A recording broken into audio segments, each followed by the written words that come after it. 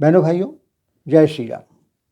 आज हम शापित कुंडलियाँ अर्थात काल सर्पयोग है, पितृदोष की से निर्मित कुंडली हैं, इन सब के बारे में चर्चा करेंगे कि ये क्या होती हैं, ये योग कैसे जाने जाते हैं कि अमुक कुंडली श्रापित है और इसके लिए क्या उपाय किए जाने चाहिए, उनके विषय में चर्चा करेंगे।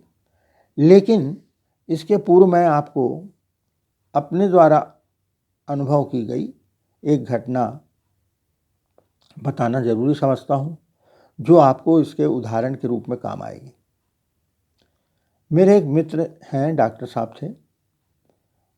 उन्होंने संतति के लिए अपनी डॉक्टरी जांच करवाई, अपनी पत्नी की जांच करवाई और दोनों को ही डॉक्टरों ने उपयुक्त नहीं माना और उन्होंने उसका नकारात्मक उत्तर दिया।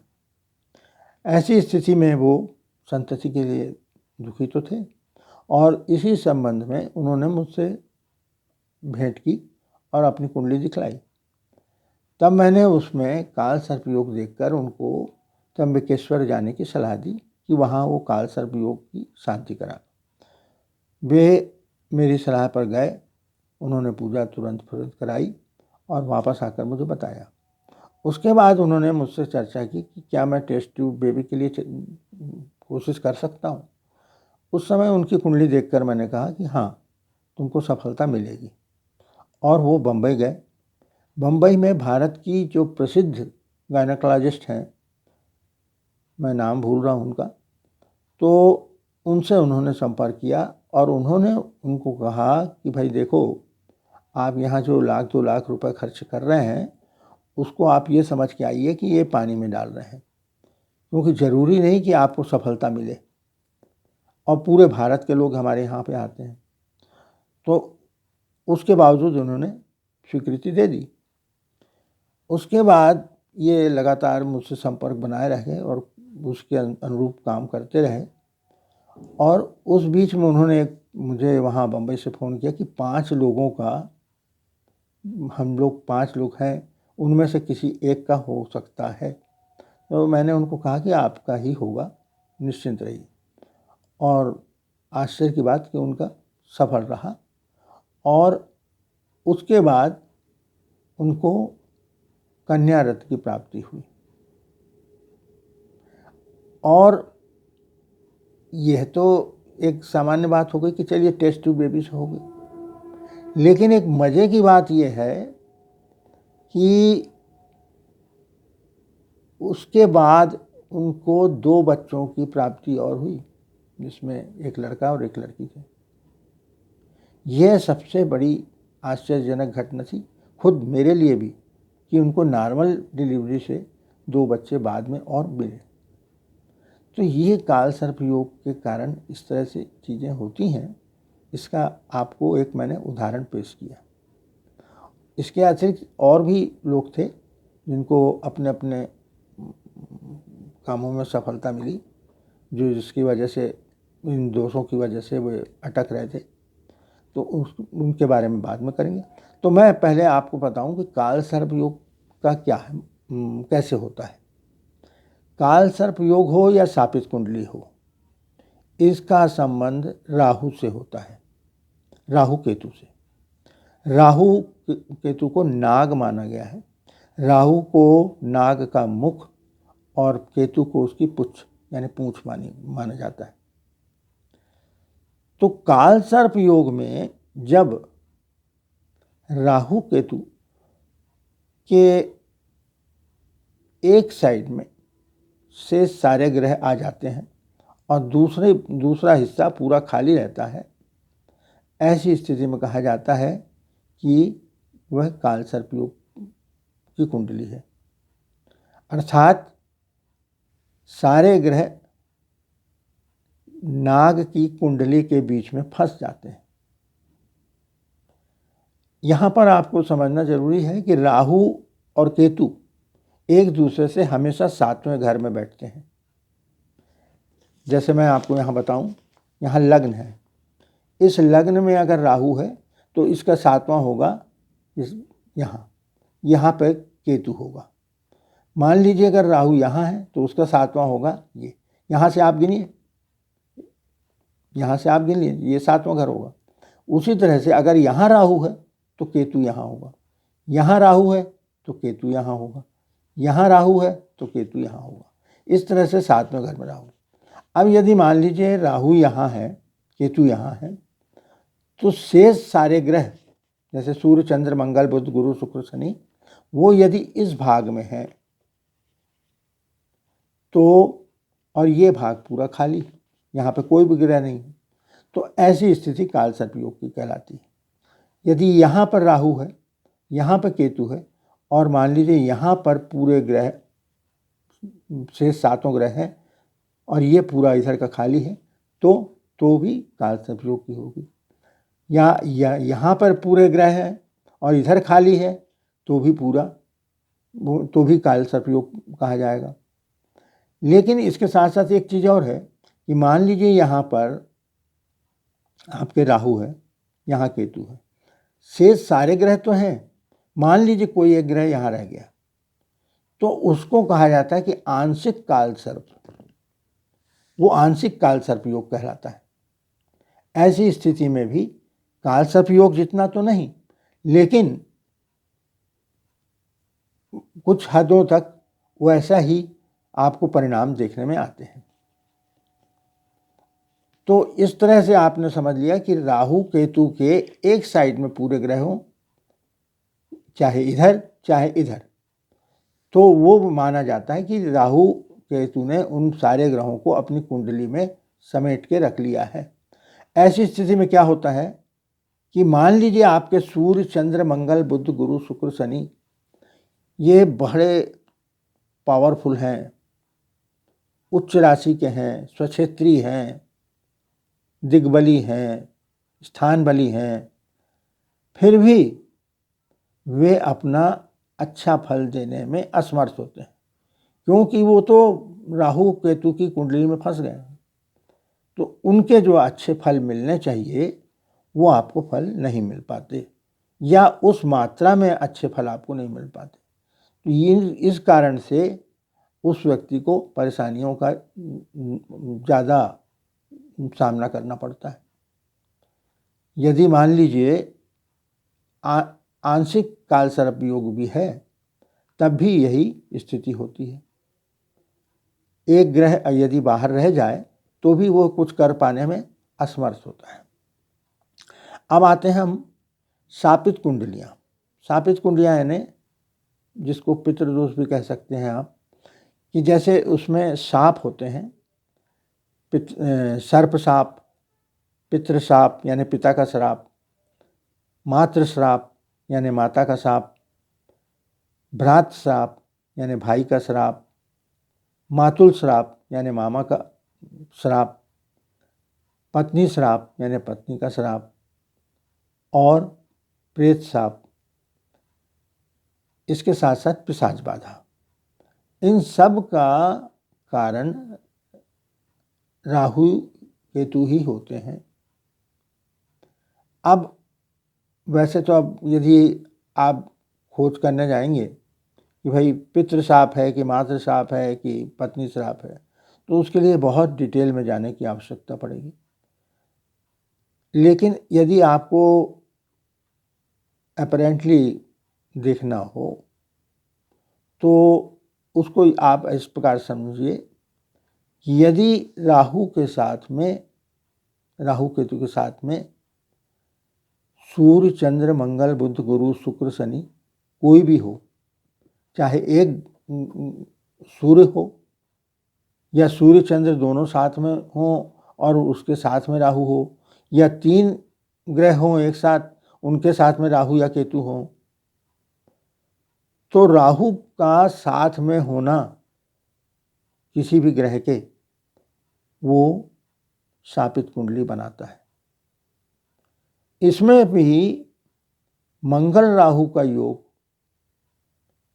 शनि राहु का योग और सूर्य राहु का योग बहुत ज़्यादा गंभीर माना जाता है।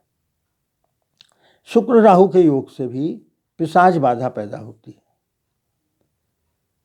तो ऐसी स्थिति में जैसे मान लीजिए अगर यहाँ पर सूर्य चंद्र हो या मंगल बुध गुरु शुक्र शनि कुछ भी हो, साथ में राहु है, तो उस स्थिति में तो केतु यहाँ होगा। और मान लीजिए केतु के साथ में भी कोई ग्रह है या नहीं है तो भी चलेगा, अगर नहीं है तो भी और है तो भी, वह शापित कुंडली ही कहलाएगी। तो केतु के साथ में भी यदि चंद्र है, सूर्य है, तो भी वो कुंडली शापित कुंडली बन जाती है। अब इनके लिए आपको मैं कुछ उपाय बताता हूँ। सबसे बड़ी बात तो ये है कि ये हमारा प्रायश्चित होता है। ये उपाय जो हैं हमारे प्रायश्चित हैं उन पूर्वजों के प्रति या उन हमारी गलतियों के प्रति या हमने जो कर्म किए हैं उनके प्रति ये हमारा प्रायश्चित है, क्षमा प्रार्थना है। तो इसके लिए सबसे पहली बात तो ये है कि आप बड़े उपाय करें। आप ऐसा तो नहीं है कि मैंने आज आपको बताया और आप निकल पड़ेंगे कि भाई चलो हम ये कर आते हैं। तो जब तक आप नहीं जा सकते हैं वो उपाय करने, बड़े उपाय नहीं कर सकते हैं, तब तक के लिए मैं आपको ये छोटे उपाय बताता हूँ कि रात को सोते समय अपने सोने के कमरे में कपूर जला कर रखें, कपूर का दिया जलाएं। काले तिल ले आके रखें। प्रति बुधवार को उसको जल में विसर्जित करें, नदी तालाब कहीं भी। यदि रोज़ कर सकते हैं तो और अच्छा होगा। एक मुट्ठी रोज़ काले तिल निकाल लें और उसको यदि रोज़ नहीं जा सकते हैं तो हफ्ते में एक दिन आप बुधवार को या गुरुवार, बुधवार को जाएं तो ज़्यादा अच्छा हो, या नहीं जा सकते तो शनिवार को किसी दिन जाकर नदी तालाब में विसर्जित करें। काले तिल का दान, नारियल का दान, हाँ, मूली को आप मंगलवार को रखें, सिरहाने रखें रात को, मंगलवार को सोते समय। बुधवार को उस 4 मूली को किसी भंगी को दान कर दें। यदि आपको भंगी नहीं मिलता तो ऐसी स्थिति में किसी शंकर मंदिर में जाकर चढ़ा दें। शंकर जी की उपासना, शंकर जी का जलाभिषेक, रुद्राभिषेक, ओम नमः शिवाय का पाठ, साथ में 9 बार कम से कम नवनाग स्तोत्र का पाठ ये करें। इसके साथ साथ आप बुधवार के दिन एक काम कीजिए कि चांदी के नाग नागिन बनाकर, जोड़ा बनाकर उसे किसी नदी में विसर्जित कराएं। अब चांदी का नाग बनाना मतलब ऐसा नहीं कि आप लंबा चौड़ा कोई खर्चा करने की आवश्यकता होती है। एक पतला सा तार चांदी का होता है, ले लीजिए, 2 तार ले लीजिए, पतले पतले, बिल्कुल पतले धागे जैसे, थोड़े से मोटे, और उसको सामने में चपटा कर दीजिए ऐसा, तो वो उसका मुंह बन जाएगा, नाक का मुंह बन जाएगा। बाकी वो पूँछ को आप पूँछ जैसा ऐसा मोड़ दीजिए तो ये नाग नागिन बन जाता है आपका। बहुत 1 ग्राम भी नहीं होगा शायद वो उसको आप जाकर नदी में विसर्जित कर दें। तांबे का नाग बनाकर उसे किसी शिवलिंग पर अर्पित करें, लेकिन वो सूर्योदय के समय, सूर्योदय से पूर्व और बिना किसी के देखे जाने पर, कोई देखे ना, ऐसे समय पर जाके आप उनको अर्पित करके आ जाइए। तो ये तो आपके हो गए छोटे उपाय। इसके साथ साथ आप, यदि आप समुद्र के किनारे रहते हों या समुद्र के पास हों तो वहाँ आप नारियल बहा सकते हैं, और जो नहीं है समुद्र के पास वो नदी में बहा दें नारियल बुधवार के दिन। और जहाँ तक हो अपने साथ लाल रुमाल रखें। इसके अतिरिक्त आप रुद्राभिषेक अवश्य करें ओम नमः शिवाय का पाठ जरूर करें, जप जरूर करें। अब आते हैं हम इसके काल सर्प योग की शांति के लिए और पितृ की शांति के लिए, पितृदोष के लिए। इसके लिए आप नारायण बलि, नाग बलि का विधान करें। यह नारायण बलि, नाग बलि जो होती है वह भारत में त्र्यंबकेश्वर क्षेत्र, जो कि हमारा 12 ज्योतिर्लिंगों में से एक ज्योतिर्लिंग है, नासिक के समीप है। नासिक जहाँ कुंभ लगता है, कुंभ का मेला होता है, वहाँ त्र्यंबकेश्वर में यह पूजा होती है। और यह पूजा वहाँ क्यों होती है? क्योंकि यह श्मशान पूजा मानी जाती है, क्योंकि यह पूजा श्मशान क्षेत्र में की जाती है। इसलिए त्र्यंबकेश्वर को महाश्मशान क्षेत्र माने जाने के कारण त्र्यंबकेश्वर को इस पूजा के लिए उपयुक्त माना गया है। अन्यथा दूसरी जगह आप घर में बैठ के करेंगे या किसी मंदिर में चले जाके करेंगे तो वो आपको फल उचित रूप से नहीं मिल पाएगा, और आप ये कहेंगे कि भाई हमने तो सब कुछ कर लिया लेकिन हमको फल नहीं मिला, हम तो आज भी वैसे ही वैसे परेशान हैं। तो ऐसी स्थिति में त्र्यंबकेश्वर जाकर नारायण बलि, नाग बलि का विधान कर लें। काल सर्प योग की शांति भी वहीं होती है। नारायण बलि, नाग बलि 3 दिन की पूजा होती है और काल सर्प योग की पूजा की शांति 1 दिन में हो जाती है, कुछ घंटों में हो जाती है। और इसके साथ साथ यदि आप वहाँ पे त्रिपिंडी श्राद्ध करना चाहें वो भी कर लें। और ये सब करने के साथ भी चूँकि ये हमारे पितरों के प्रति दोष का कारण है, तो उसकी निवृत्ति के लिए हमें चाहिए कि गया जाकर श्राद्ध कर लें। अन्यथा अपने घर में प्रतिवर्ष भाद्र मास में जो श्राद्ध का समय आता है उनमें प्रतिदिन श्राद्ध करें। और यदि आप प्रतिदिन कर पाने में असमर्थ होते हैं तो कम से कम उनके नाम से तर्पण जरूर कर दें, श्राद्ध नहीं करते तो।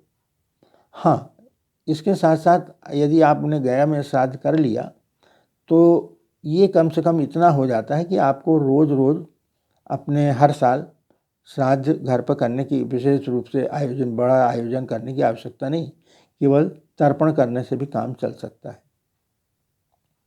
तो गया श्राद्ध के करने पर या नारायण बलि, नाग बलि करने पर आपको स्वतः वहीं पर अनुभव हो जाता है बहुत लोगों को कि कोई ऐसी चीज़ थी जो हमसे अब दूर जा रही है।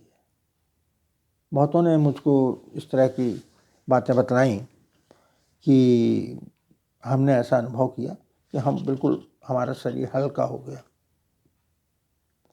और कोई चीज़ ऐसा लगा कि हमारे से जा रही है, कोई चीज़ थी जो गई। उस नारायण बलि, नाग बलि में एक विधान और उसमें यह किया जाता है कि पिंड को कौवे के लिए रखा जाता है। और आप आश्चर्य करेंगे कि बारिश के दौरान भी, जबकि पक्षी बारिश में बाहर नहीं निकलते, चाहे उनको कितने भी भोजन की आवश्यकता हो, बारिश में भी वो कौवे आके पिंड में अपनी चोंच लगाते हैं। ऐसा नहीं कि पूरा पिंड खा रहे हों, क्योंकि वहाँ तो ढेरों पिंड रहते हैं, लगे रहते हैं, लोग अपनी अपनी पूजा करने के बाद रखते हैं।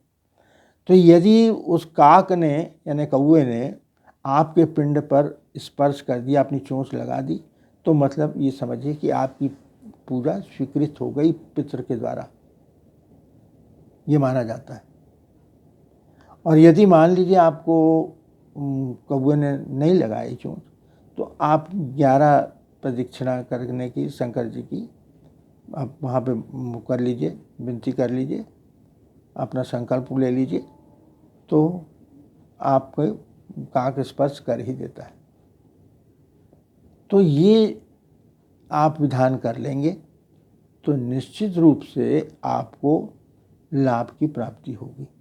आप जैसे जो जिस परेशानी से गुजर रहे हैं उससे आपको मुक्ति मिल सकती है। हाँ, मैंने 99% में, मैं 1% को छोड़ रहा हूँ, 99% में जिन लोगों को मैंने भेजा था उन लोगों को सफल होते हुए देखा है, उनकी पूजा सफल होती देखी। अब 1% इसलिए कह रहा हूँ क्योंकि दरअसल क्या होता है, काल सर्प योग हो या पितृदोष हो, उसकी एक उम्र होती है। 45 वर्ष तक व्यक्ति कोई भी कार्य करने में सक्षम होता है। वही तो एक उम्र होती है जब अपना वो कैरियर बनाता है, पढ़ाई लिखाई करता है, कैरियर बनाता है, आगे विवाह करता है, संतान प्राप्त करता है। 45 साल के बाद तो फिर उसका जाने का समय चलता है, फिर डाउनफॉल आ जाता है। तो 45 वर्ष के पूर्व ही यदि ये पूजा हो जाए तो लाभ त्वरित रूप से प्राप्त होता है। 45 साल पूरा हो जाने के बाद लाभ तो मिलेगा आपको कि आपने एक कम से कम उस के लिए प्रायश्चित कर लिया है, लेकिन वो स्पष्ट रूप से आपको परिलक्षित नहीं होगा।